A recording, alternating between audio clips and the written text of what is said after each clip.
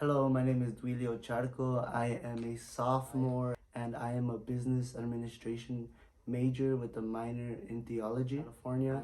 I am the small group slash discipleship apprentice here at Vanguard. Things I really like to do is go out and play soccer, worship nights and stuff like that. And this is my story. My story starts when I was in middle school, and this is sort of where everything started to go downhill in my life. And my parents really had a hard time paying the bills and just supporting the family.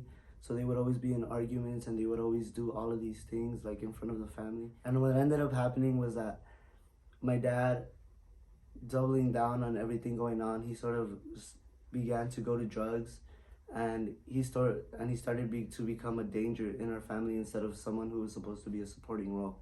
In doing so, me and the rest of my family had to distance ourselves from my dad, and we sort of decided to go away and try to get away from that hostile and dangerous environment of living with him. So, in the process of all of that, I began to go to drugs and alcohol and any other substitution in my life that I feel like would have avoided me or gone or taken me away from everything going around. Anything that could have taken me away from that situation I was in. I never wanted to be home. I never wanted to be around anyone except the friends that would come and like just give negative influences on my life. So because of that, I got closer to friends I shouldn't have, and they introduced me to everything the world had to offer, and I began to drink and smoke more, and I began to hang out with the wrong crowd, and to do all of these things where I just know that I was just getting lost in. I began to fall into depression and anxiety, having constant like anxiety and panic attacks, and also just not wanting to eat or just hang around my family or my friends. Sometimes going days or even like a week without even taking a foot outside of my home. And at the time, my mom had just met God, and she was finally getting a taste of what God had in her life for.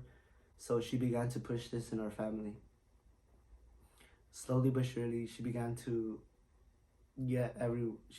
talk to everyone in our family about God, and she saved everyone except me. Right? I was the last one who didn't want to accept God because I was like, how could God exist when everything is happening? When my dad is doing this and you say you're praying, you say you're doing all of this, and yet there's no change in my dad. There's like still hostile family environment. Nothing's going right. We could barely pay the bills. We barely have anything to be able to just support us financially. And I was just not going for it. So my mom one day invites me to this retreat, right? She invites me and I'm like, I don't want to go. So I don't go the first time, right? And my mom consistently would pray and just watch over me and just intercede for me in that way. And then the second time came and she tells me again, and I was like, I still don't want to go, and I don't go. And then the third time she comes to me and I was like, I still don't want to go. And that fourth time where she asked me, I was like, fine. And I told her, I'm like, if you leave me alone, I'll go to this retreat. And this is the only time I'll ever go. And after this, once I go and I come back, I don't want you to be bothering me anymore. So I end up going to this retreat. And there is this person who still plays an impactful role in my life. His name is Rodrigo, and he starts telling me, hey, he's like, you say you're atheist, you say this and that, you say you don't believe in God, but how about this? Why don't you challenge God and ask him, if you are real, show me. And if he's real, then he'll show you. And if he's not, then nothing changes for you. So I do that. And I close my eyes. I'm like, all right, God, what's up, man? I'm like, if you're real, show me that you're real. And in that instant, I really felt God's presence come over me. And I felt just this never ending like joy and this everlasting love that I couldn't explain. And in that, I knew God kind of, I explain it like this: God kind of gives me a smack in the face, and He's like, I'm right here. And in that, I met God. And since then, I continue to go to these retreats and I continue to help out as much as at those retreats, because I know that's where God moves and where God's sending me out to be. And in that, I continue to try to be what Rodrigo was for me and try to be that for the middle school ministry I'm in charge of now. And in all of that, I really see that God has liberated me from the depression I was in, from any drug use, from any alcohol use, and anything I was trying to avoid, anything I was trying to fill my heart with that wasn't Jesus. Throughout my walk with God, it has always been a struggle for me to not go back to the world and not go back to what God has called me out of.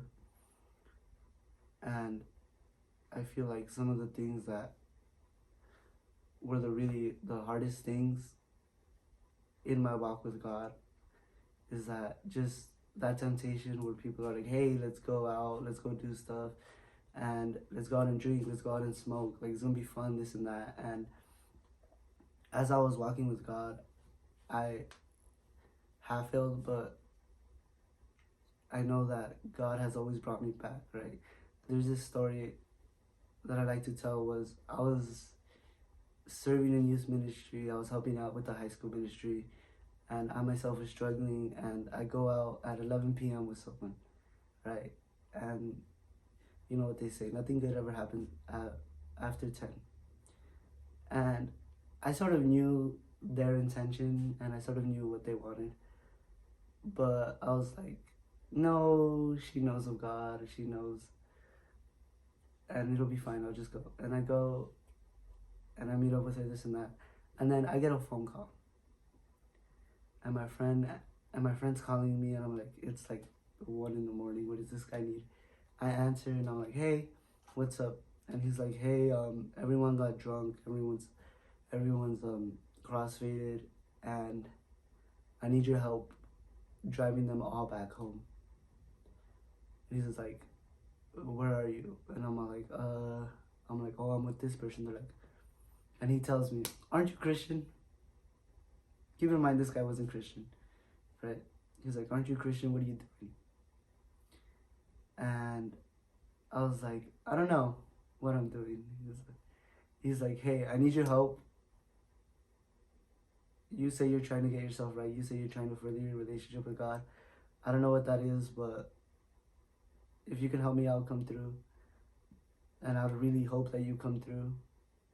He's like, where are you? I'll pick you up. We have cars, and then I'll bring you back. But if not, that's fine.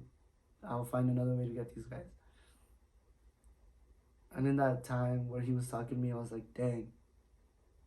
I was like, this guy isn't even Christian, and he's calling me out for doing all that stuff. And it really shows that when we are the furthest from God, he's still going out and trying to reach us back. You know, he's leaving the 99 to go after that one. And that story is really just for any of you guys who are struggling with that, where it's like, I'm trying to help out and I'm trying to give it all to God, but I'm still struggling. He's like, God's still watching over you, and he's gonna go by any means necessary to go out and reach you in any way he can.